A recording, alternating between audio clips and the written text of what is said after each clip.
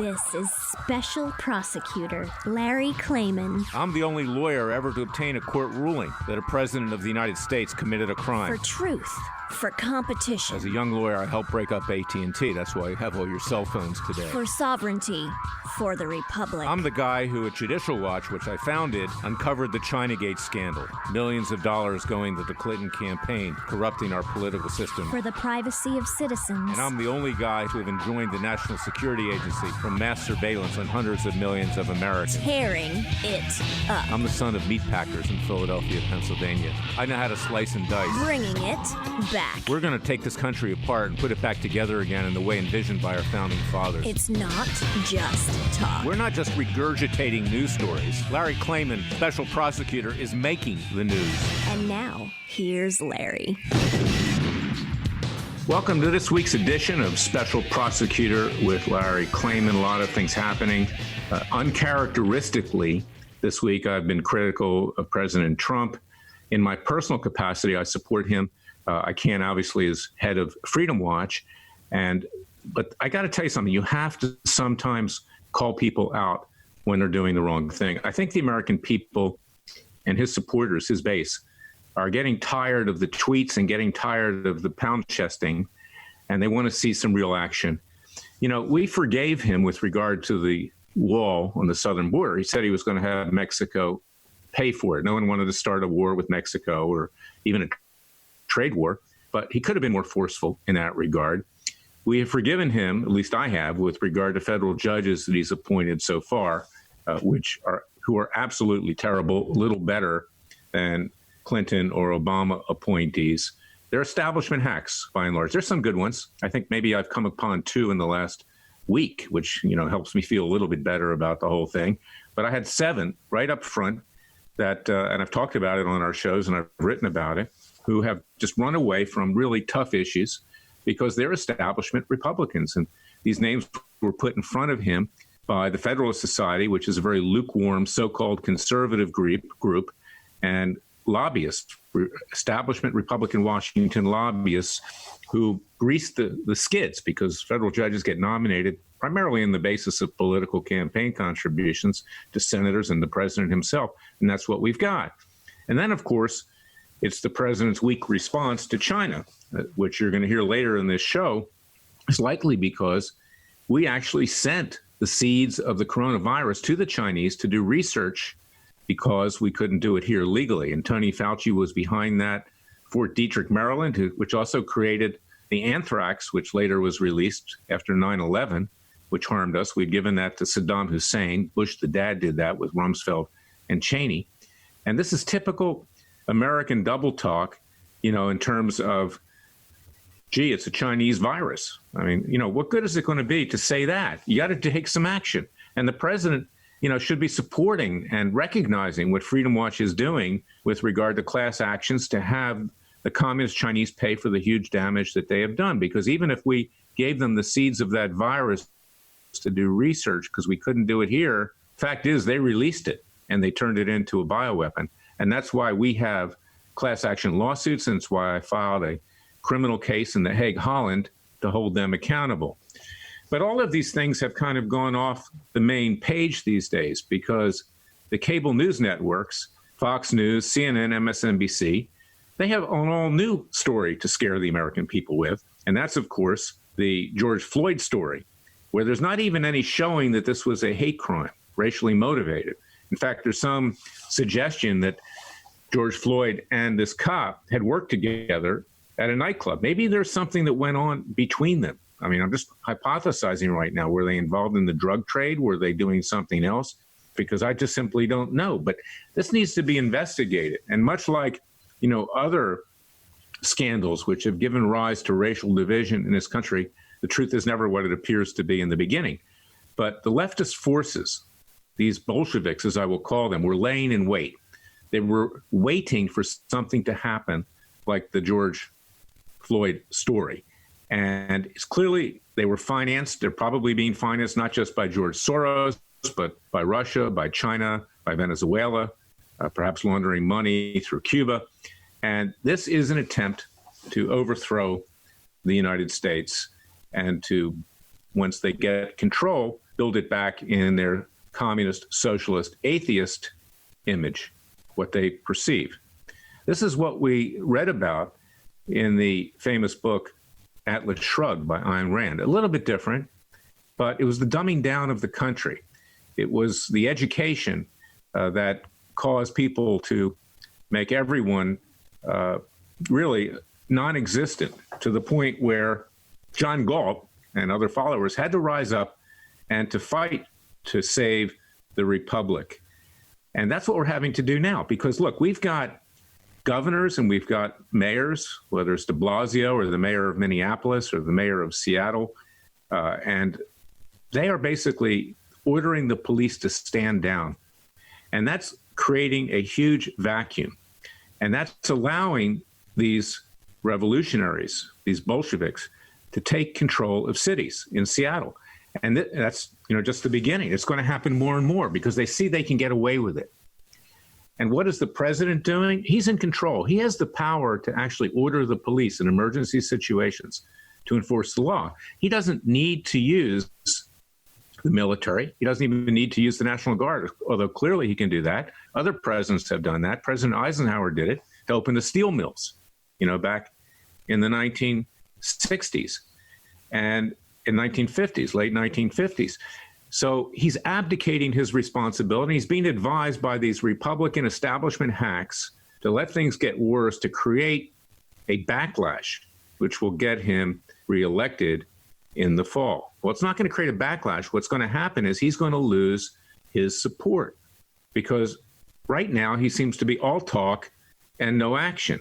And people want action. They don't want this country destroyed.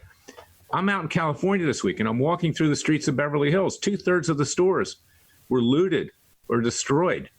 They are trying to take down capitalism. That's what this is about. And what makes matters worse, is that it's whites here who are running away from this situation. African Americans, not all of them, most African Americans are very good people. They're patriotic to this country. They're religious people.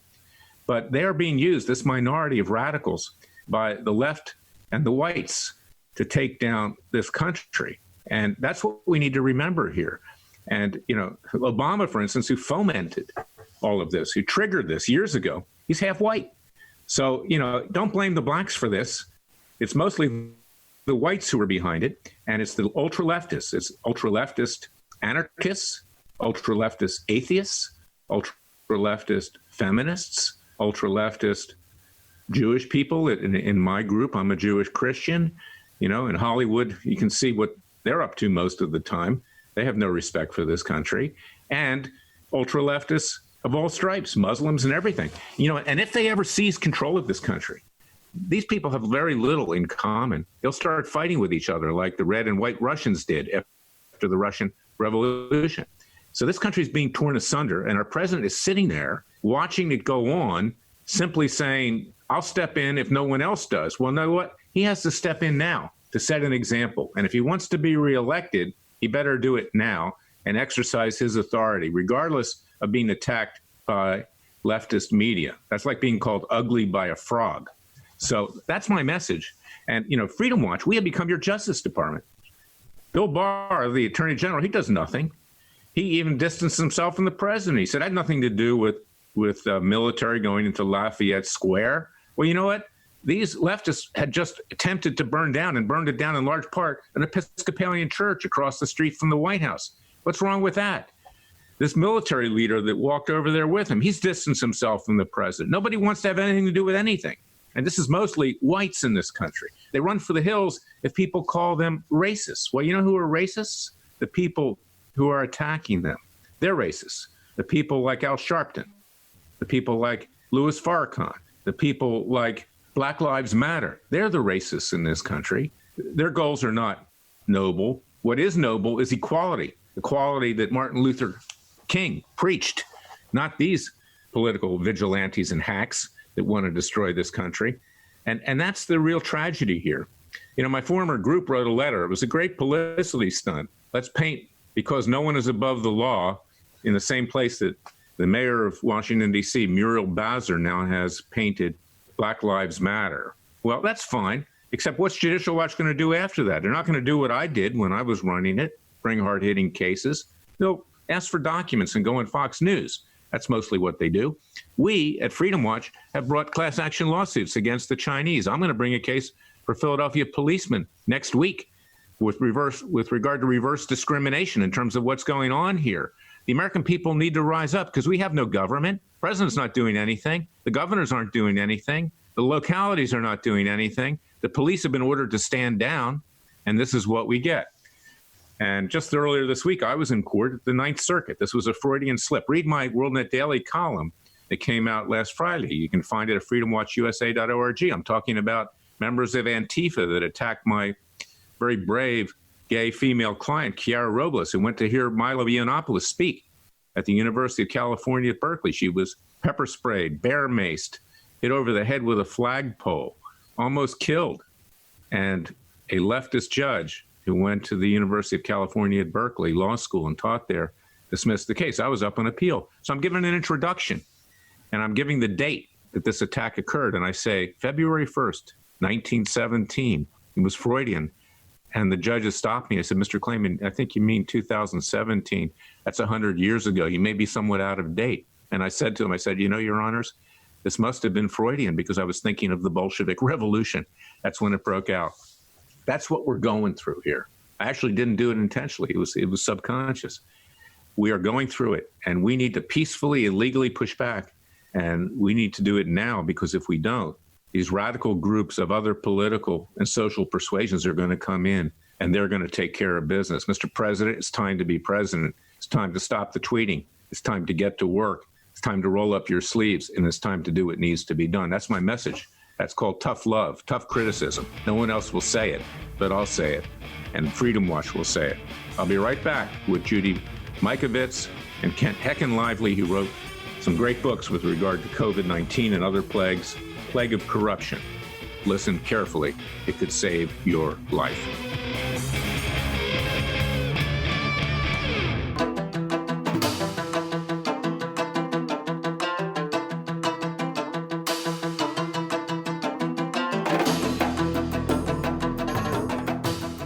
Fearless. He's claiming he's crazy, he's racist, he's out to kill the Democrats. Dangerous. Don't care, he uses the court and the law. Lethal. This is bad. Special prosecutor Very bad.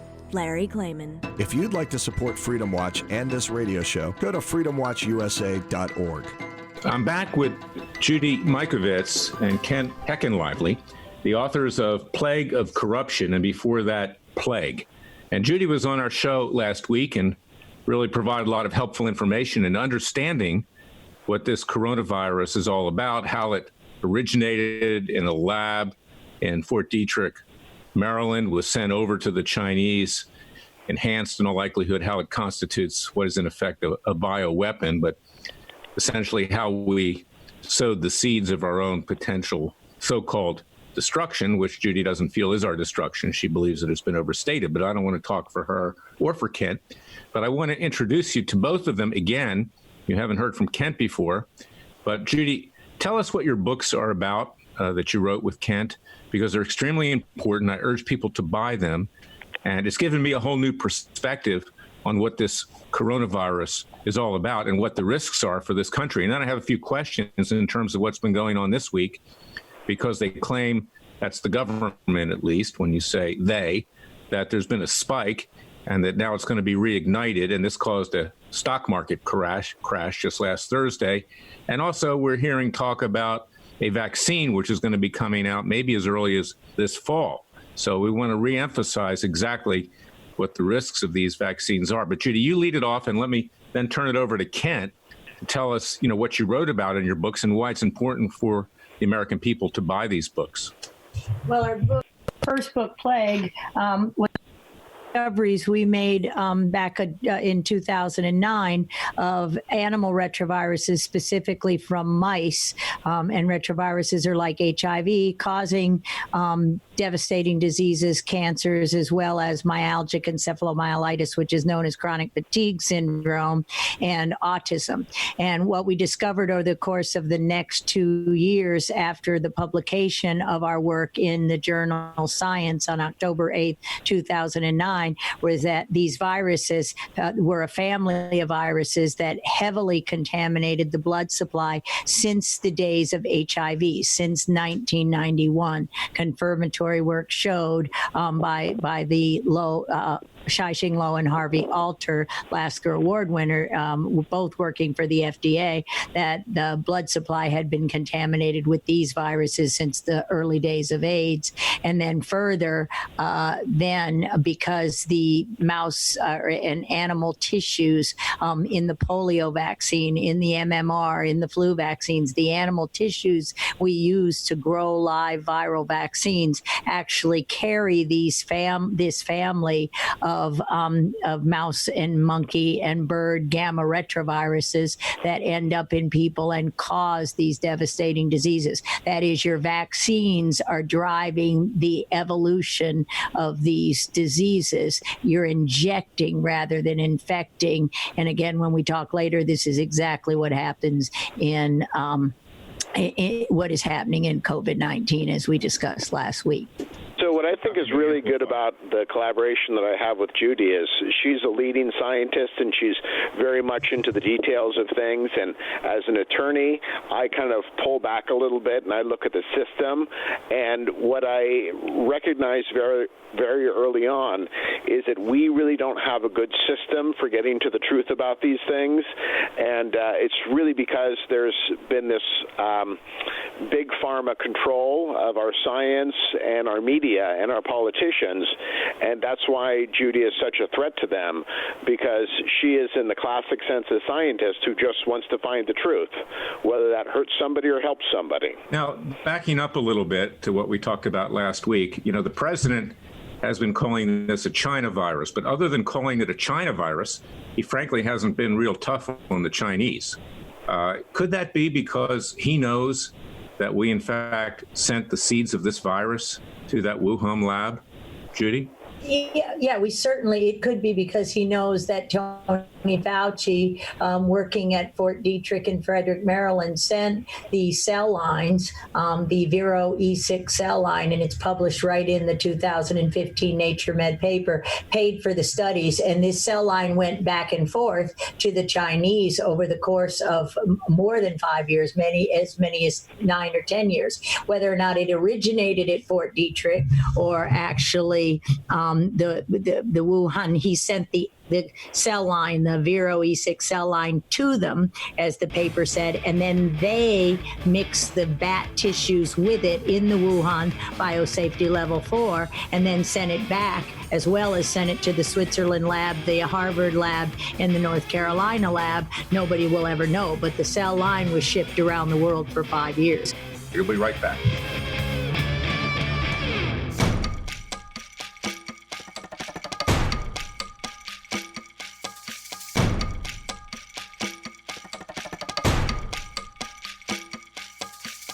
And now, 4 words that make corrupt politicians make wee-wee in their little pants. Transparency and the rule of law will be the touchstones of this presidency. But we have to pass the bill so that you can find out what is in it. Special Prosecutor Larry Klayman. Be the one who makes our country great again. Go to freedomwatchusa.org and donate. We're back. We're talking about the origins of the coronavirus, of COVID-19, how it was sent to the Chinese. Of course, the Chinese then enhanced it, and it's no excuse that they released it either by design or accidentally. They're still responsible for the damage that has occurred to this country. But to me, it's interesting, as I said, that the president does little more than lip service with regard to China. His attorney general has not been instructed to join Freedom Watch's class action in Dallas, Texas, or support our action in Jerusalem, Israel, against the communist Chinese for all the damage that's been done. And there are other cases that are going on around the world, as well as a criminal case, which I started in The Hague, Holland, at the International Criminal Court. But let's also talk about these vaccines right now, because this is also being pushed by the president. And I like the president personally. I'm not trying to attack him, but we got to tell the truth here, is that, this may be a great political way to be reelected, in early November of 2020, to say, okay, we've got a cure.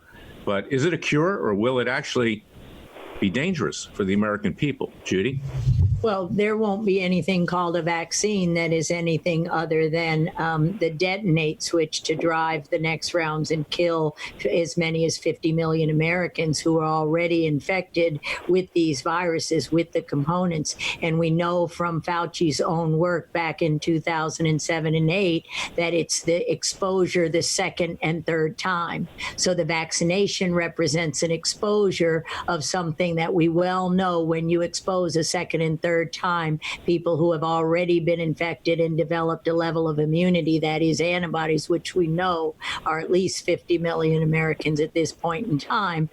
Those Americans will not only get very sick, but can possibly die from the vaccine. So it's not a cure. We have preventative and treatment strategies now which prevent transmission, and that's the hydroxychloroquine, the type 1 interferons. The chlorine dioxide is a treatment strategy which has been used, hyperbaric oxygen therapies, natural therapies, again, the hydroxychloroquine with the zinc and the antibiotic azithromycin for the passenger bacteria, all have been shown by Dr. Zelenko and many others worldwide that these are the strategies that should be employed to prevent any spikes. Backing up, if you haven't been infected yet and don't have any immunity, I take it it's less dangerous to take the vaccine.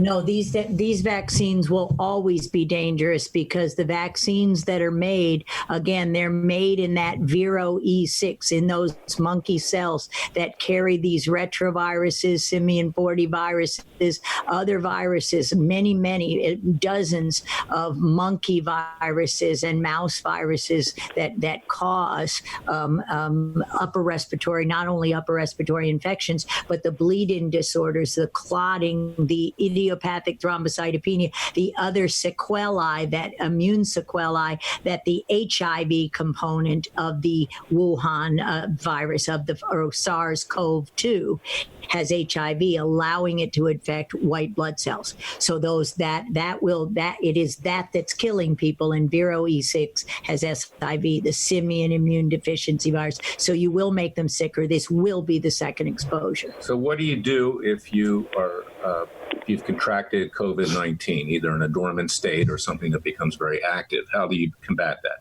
Well, you combat it, number one, with by keeping it dormant. You don't immune activate. You prevent yourself from getting other upper respiratory infections. So sunlight, vitamin D. Again, you can use therapeutic type 1 interferons that are FDA approved at 50 cents a dose a day. So the natural products therapies, hyperbaric oxygen therapy. You can even use light therapy and other energy therapies to zap these viruses. But again, hydroxychloroquine has shown to be better in prevention of transmission than even the mask. And those data came out in the last few days. So it shows you the masks do nothing. Is it the case that once you contract COVID-19, you will always have it in some manner, shape, or form? No, it's not. It's not a retrovirus. Coronaviruses are cleared by the immune system. They're not there. So once you see it and clear it, the next time you see it, you will have an immune response. But if you use a vaccine in conjunction with the next time you see it naturally, it can kill you. And it's called antibody-dependent cellular cytotoxicity is one mechanism. You destroy your own cells because the power of the antibody response is too strong, and the vaccines have adjuvants that are intended to make the vaccine stronger, and that's what kills you. It's the vaccine that will kill people. So I'm out in California this week, and I'm noticing that people are driving around with face masks in their car by themselves, walking down the street with face masks when you're not even within 50 feet of them. People are so frightened to death with all of the misinformation, which is out there in the public domain. How would you instruct people to behave in light of this scare syndrome, for lack of a better word, that the politicians and the cable news networks are creating? I mean, what should they do right now that things are opening up? Go back to work. And take off the masks. The masks are immune suppressive. The mask, when you're 50 feet away from anybody, when you're alone in your car, all you're doing is asphyxiating yourself. Your oxygen levels get lower. You're immune suppressing yourself. That very memory immune response that you need isn't there in your so you're amplifying your own infections. You're literally making yourself sick. So no flu vaccines, no vaccine of any kind this summer. Open back up, get out in the sunshine, get some good vitamin D, eat healthy food, no GMO, go back to work, go back to life, take the stress down. So the golfers of this country were more enlightened than anybody else. Absolutely. They had actually less risk of getting infected if they were out in sunlight for 2 to 4 hours. Right. Yeah. Okay. Good news. Yeah. For those who love golf. I see you. Right. But let's shift to another subject here now, and that is, what we do going forward, notwithstanding that. What's your advice to our governors, to our mayors, and to the president himself? Who should he be listening to? Obviously not Anthony Fauci, but who can he bring in other than yourself, and I hope he does, to give him good advice? Because this president, I think, is well-intentioned, but he's had a plethora of bad advice, throughout his administration. I'm talking from my own experience with the judges that he's appointed. I mean, they have no courage. They have no guts. They're establishment creatures that are yes men by and large that got there because of political contributions. But in the health field, who does he need to be consulting with? Well, yeah, somebody other than Tony Fauci, Deborah Birx, Robert Redfield. There are dozens, if not hundreds, of honest scientists with the kind of experience that we have 40 years or so. There are many doctors that could consult with him and have over the years attempted to show him the dangers, not only of the COVID-19 vaccine, but Robert Redfield stands there for the last 3 weeks and says, we're going to roll out a new flu shot in the summer. Get the flu shot in the summer, when all of the data shows the flu shots drove the original COVID-19. Why would you add a flu shot and drive COVID-20? You'll see it in October if we get flu shots. So I don't know who we should talk to. We've have a couple ideas. Volunteered for I think he should at least talk a to decade and written 2 books. What else can we do? I think he should talk to Dr. Luc Montagnier, who has a Nobel Prize for HIV. That's a Nobel Prize winner. I think he should talk to Dr. Frank Ruscetti, Judy's partner of many years. I think he should talk to Judy. I think he should talk to Robert Kennedy Jr. We can get literally dozens, if not hundreds, of good people. Dr. Suzanne Humphreys, Dr. Stephanie Seneff out of MIT. All of these people are so well respected in their field. They would be happy to take a meeting and explain this to them. And I think that we could very quickly right this ship.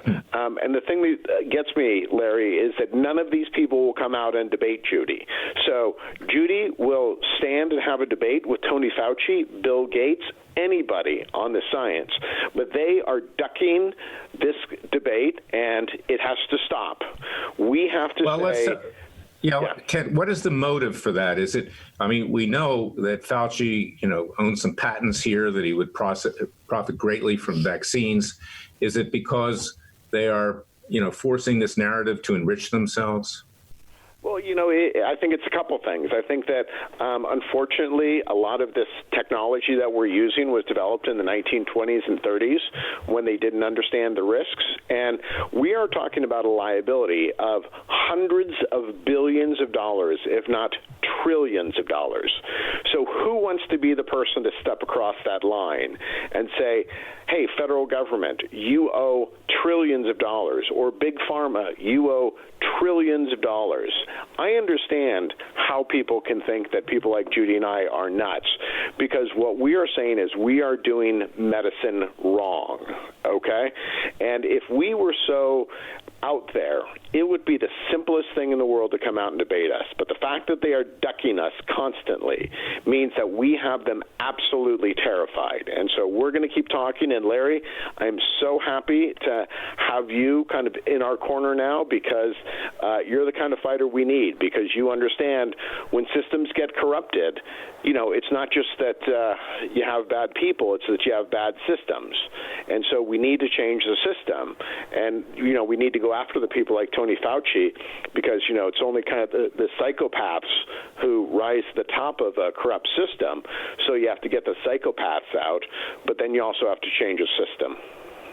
Well said, Ken, and thank you for that confidence, because I'm here to make sure that you are protected legally, both of you, and also that we're able to go forward and straighten this thing out and get the president's ear. Unfortunately, people like Judy and you don't get on Fox News. I mean, they go with the flow. And right now they're making money hand over fist, scaring the heck out of people. Of course, they found recently something they can scare them more with, which is, of course, this whole thing with regard to George Floyd, okay, which is, you know, mushrooming. We didn't even know this was a hate crime. It's terrible what happened to him, but we don't know it was a hate crime, but they're going with the flow. And so is CNN and MSNBC. And yesterday, you know, I was watching, and we were, these anarchists were desecrating statues of Christopher Columbus because he persecuted Native Americans, and tearing down everything else in this country. And so they scare people with that, you know, and it's unfortunate. Hey, you know, Larry, I'm wondering if we're going to go after the statues of Roman emperors next, because, you know, they did a lot of bad things. So are they going to go to Rome and start tearing down, you know, statues of Caesar Augustus? Yeah, well, the image was like tearing down the statue of Saddam Hussein. You know, that was going on. It was just unbelievable. We're going through what is, in effect, a Bolshevik revolution right now. And I'm fearful. You'll hear, you know, you heard it in the first part of my monologue of this show. I'm fearful that other groups are going to fill the vacuum of the lack of law enforcement in holding these people accountable, because you're going to have neo-Nazis out there. You're going to have Klansmen. You're going to have, you know, crazy people, and I don't want to see a bloodbath in our streets, and I'm trying to prevent that. But that may be where we're headed. So this is a terrible, terrible situation.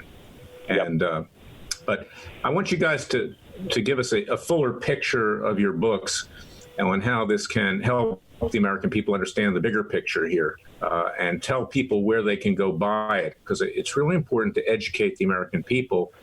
You know, in the days leading up to our revolution, a real revolution, it was the printing press that coalesced the colonies. And this is the most powerful thing today, not the courts, but education.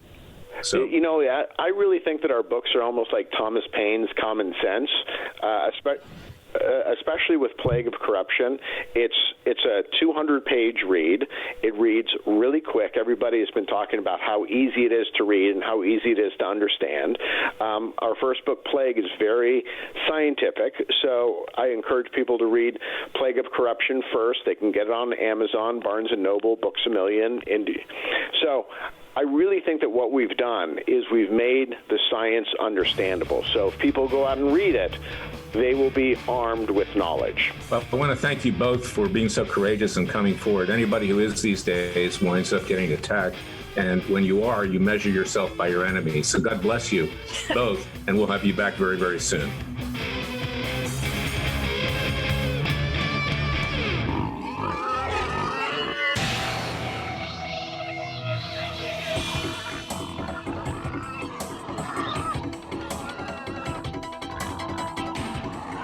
Before he was a trial lawyer, he sliced him and diced him. People used to ask me, Larry, what caused you to start Judicial Watch and now Freedom Watch, given the powerful forces in this country that put you at risk? In a meat packing plant. I'm the son of meat packers in Philadelphia, Pennsylvania. I know how to slice and dice. A very special prosecutor, Larry Klayman. If you'd like to support Freedom Watch and this radio show, go to freedomwatchusa.org.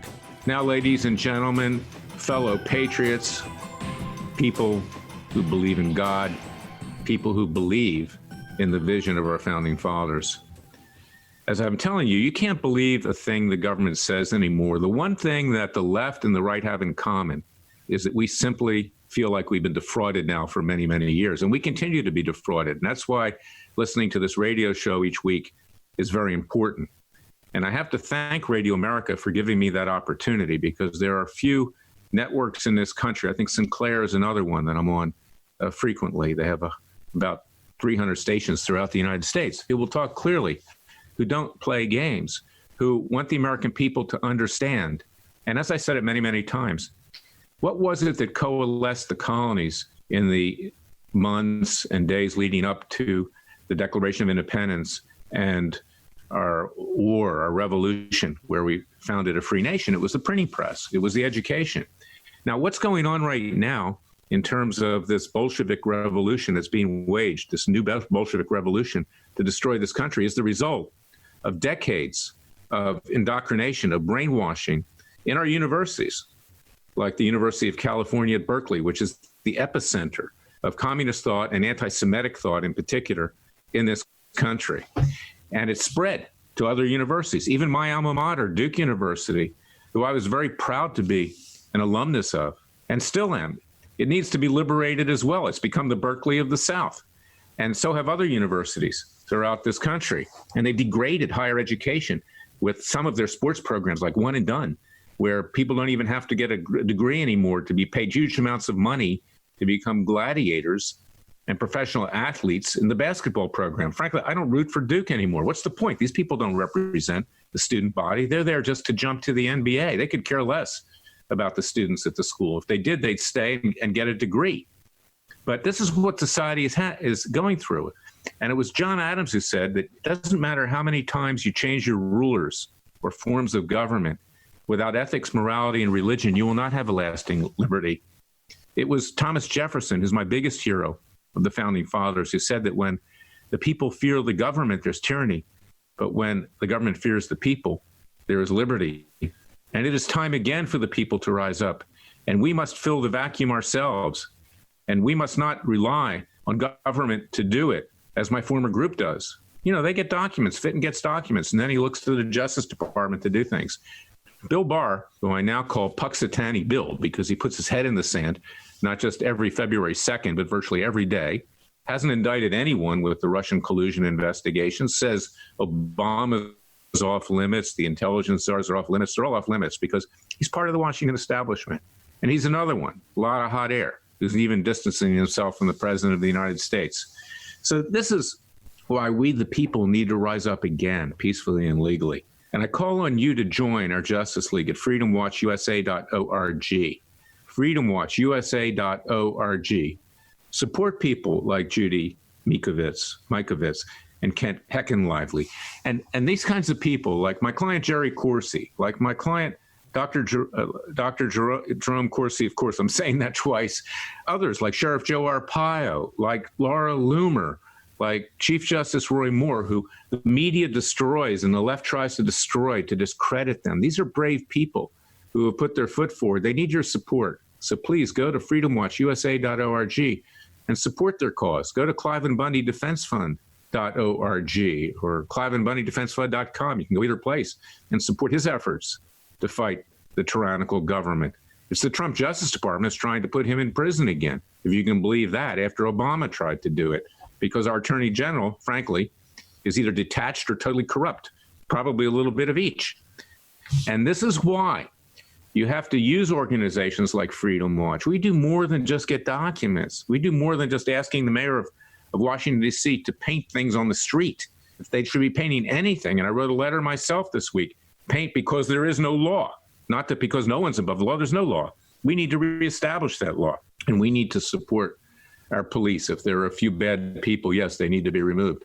But 99.9% of policemen are good people. And if you treat them with respect, they'll treat you with respect, no matter what your race, color, creed, religion is. And that's my message for this week. Stay well, stay safe, listen to your heart, listen to God. Do not listen to our government. They are working against us. They're not working for us. As Ronald Reagan said, they are the problem. They're not the solution. I'll be back next week with another edition of Special Prosecutor with Larry Klayman. Until then, may God bless. For businesses around the world, today isn't a restart, it's a rethink. That's why they're partnering with IBM. Retailers are keeping their systems up as millions of orders move online. Call centers are using IBM Watson to manage an influx of customer questions with AI. And solutions built on the IBM cloud are helping doctors care for patients remotely. Today, we're rethinking how business moves forward. Let's put smart to work. Visit IBM.com/smart to learn more. Thank you for listening to me.